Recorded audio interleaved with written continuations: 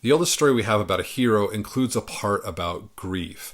And this story is the Epic of Gilgamesh. It's a pretty thin book, but the story itself comes from clay tablets that were buried for centuries in ancient Mesopotamian cities and then rediscovered in the 1800s.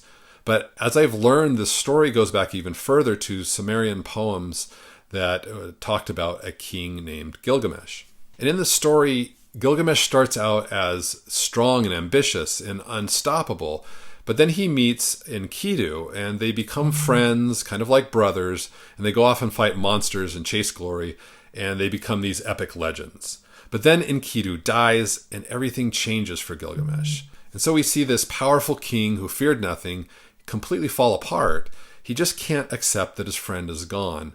And then he wanders the wilderness, grieving, desperate, and asking the question that nobody can escape, am I going to die too? And then he sets out on a new journey, and this journey isn't to fight more monsters, it's not for power and glory.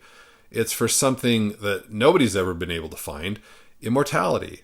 And this is where the story takes another turn, because what drives him isn't ambition anymore, it's this grief. It's this shock of losing his good friend and realizing what this loss means about his own life. And I think sometimes what looks like a search for more success, more time, more achievement is really just sorrow we don't know how to carry. We don't know what to do with. And I think this is what's happening to Gilgamesh. He travels farther than anyone, and in the end, he just has to go home. He's not immortal, and he's also not unchanged. He's just human. And I think that's the part that this story is trying to tell us, that some questions just don't get solved, they get lived with.